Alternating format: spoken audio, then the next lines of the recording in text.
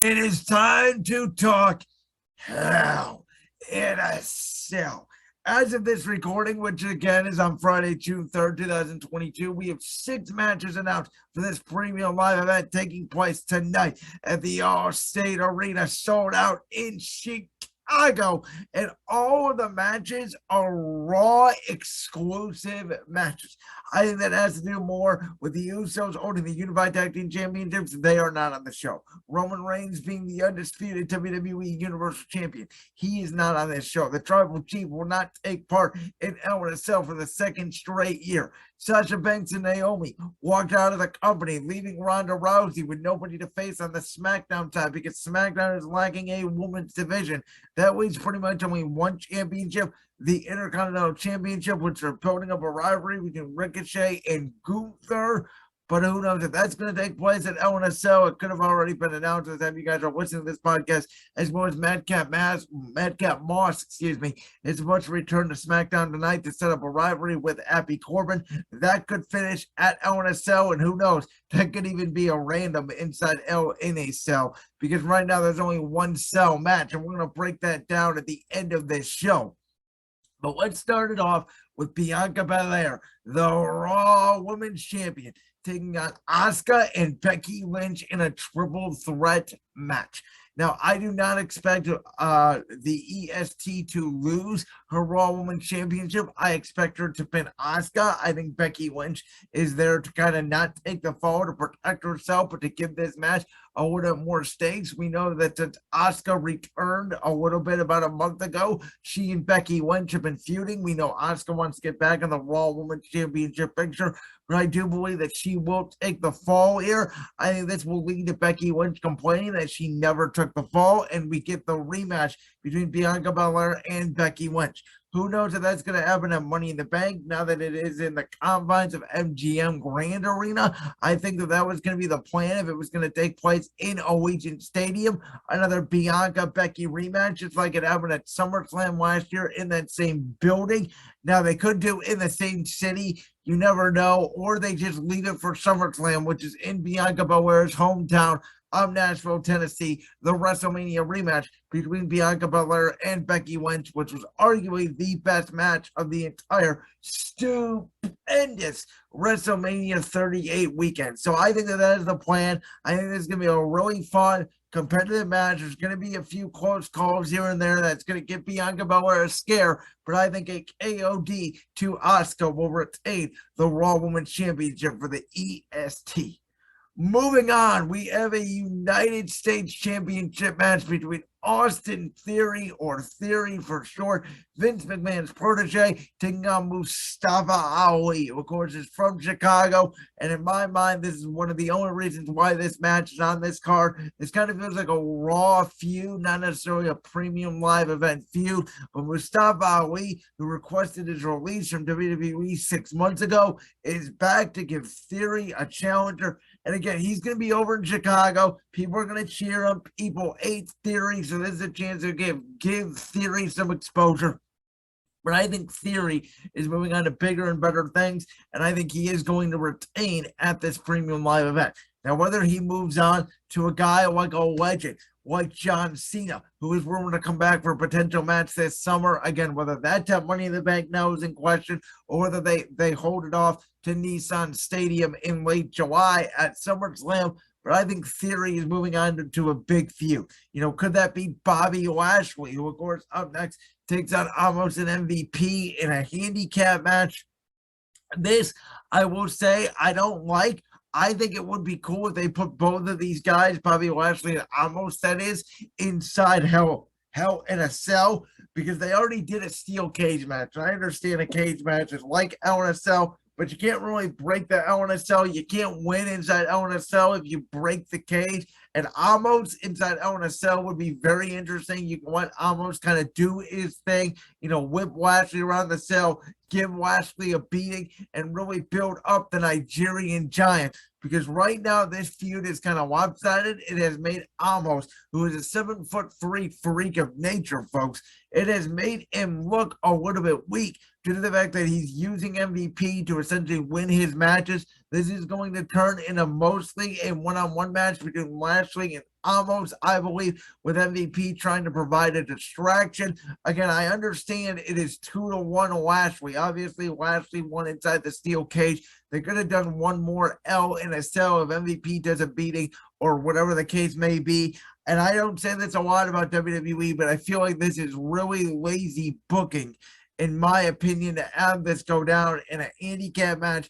I don't like it one bit. I think Lashley is going to retain, overcome the odds, quote unquote, and then again move on to something else. Whether that's another feud with somebody like The Miz or a mid-card act on Raw. And I totally forgot to mention, I think Cedric Alexander gets involved in this as well, and Lashley will just destroy all three at the end of the match. But again, whether Lashley moves out of The Miz or Theory or something else, I think this is the end of this feud.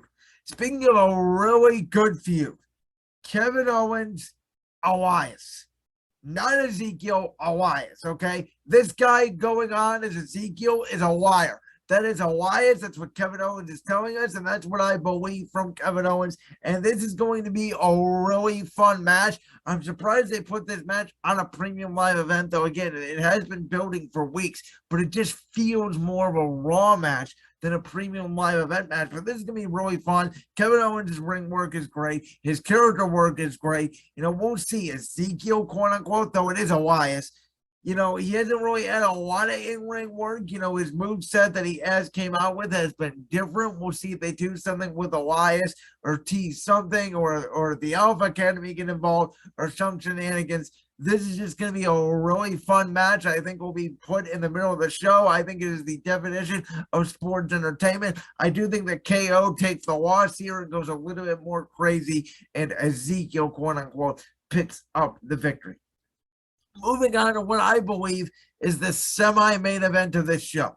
That is AJ Styles, Finn Bauer, and Liv Morgan in a 6-person tag team match against Rio Ripley, Damian Priest, and the Master of Omnipotence, the rated R superstar, the Judgment Day leader, Edge. Now, we know Edge and AJ Styles have taken the last 2 premium live events going one-on-one, with Edge winning both times due to some interference, whether it was at WrestleMania by Damian Priest or whether it was at WrestleMania Backlash by Rio Ripley. The question here is, we believe the Judgment Day is going to pick up this victory, but will one of Liv Morgan, AJ Styles, or Finn Bauer move to the dark side and join the Judgment Day? Will Edge convince one of these 3 baby faces, that all of them that the crowd loves? You talk about Liv Morgan getting a push in early January to take on Becky Lynch at day 1 for the Raw Women's Championship.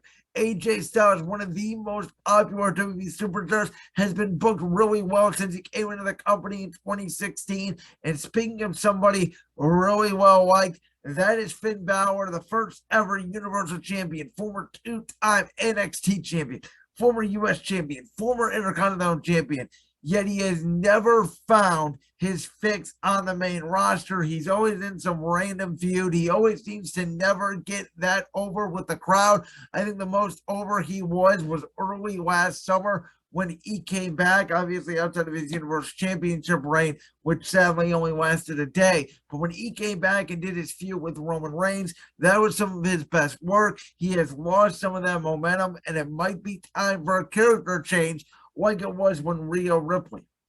Last summer, Rio Ripley was the Raw Women's Champion, defending her championship against Charlotte Flair.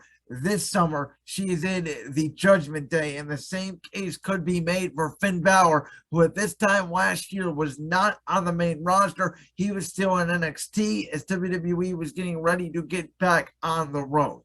Now, Finn, a darker Finn with Edge, Damian Priest, and Rio Ripley would be a skittery duo. It would allow Edge to take some West time off. It would also give the men an opportunity to fight for the Undisputed Tag Team Championships with Damian Priest and Finn Bauer against the Usos, which I think would be really fun. I don't think they need to recruit more members than 4. I think 4 is a really good number. I do think that Rio Ripley, Damian Priest, and Finn Bauer, these are all 3 great people with potential.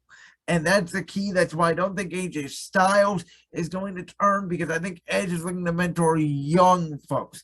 And I think that AJ Styles and Edge they may move on here. I'm surprised that they just didn't do Edge and AJ Styles one-on-one inside Hell in a Cell. I thought that would be a possibility, but this kind of feels like the end of the Edge and Styles feud. I mean, they've been feuding now for almost 3 months. If you want to spread it out a little bit more, okay, but they've had 3 matches is my point. Usually after 3, unless it's a really intense rivalry like John Cena versus Edge, or John Cena versus Randy Orton, or Randy Orton Triple H, or Randy Orton Batista, or Batista Triple H, you name any one of those combos, they could go a little longer. I'm not sure if Edge and Styles can. So I think Edge kind of wraps this up. Finn Bauer moves the dark side, and I think that then we get a Finn Bauer versus AJ Styles feud. Well, AJ is still feuding with the Judgment Day. It's not necessarily with Edge or Damian Priest, who he's been wrestling a lot with. It is Finn Bauer.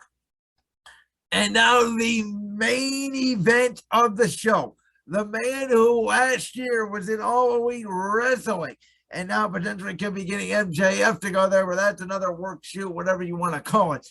We got the American Nightmare, Cody Rhodes, against Seth freaking Rollins inside that unanimous red structure, Hell in a Cell. And the question here is, Cody Rhodes defeated Seth Rollins at WrestleMania 38. Cody Rhodes defeated Seth Rollins at WrestleMania Backlash. Does Seth Rollins get his revenge inside the cell? These two did a great job mimicking AEW's Anarchy in the Arena this past Monday on Raw with that brawl. You could really feel the tension that Seth Rollins is jealous of Cody Rhodes, that he's back in WWE, the fans are cheering him, that he is not getting the spotlight. That's why Rollins wants to eradicate Cody Rhodes, because Rollins believes he is better than the Nightmare family, even though Cody has topped him twice. Seth has tried everything to get under Cody's skin, and Cody now wants to finish it inside this cell. If Cody Rhodes becomes victorious, which I think is a real possibility, I don't think that there will be any interference. I think Cody Rhodes will go over clean as he continues his slow build to get to the top. I think him or Theory should be the favorite to win the Money in the Bank briefcase next month in the MGM Grand Arena. Now, if Rollins does win, I think there's going to be a return. I don't know by who. I don't know who would attack Cody Rhodes. I've seen rumors of the Fiend potentially coming back, which would be amazing, though I doubt it. But there is no way that Cody Rhodes loses his first match back in WWE to Seth Rollins clean after beating Seth Rollins 2 times over the last 2 months.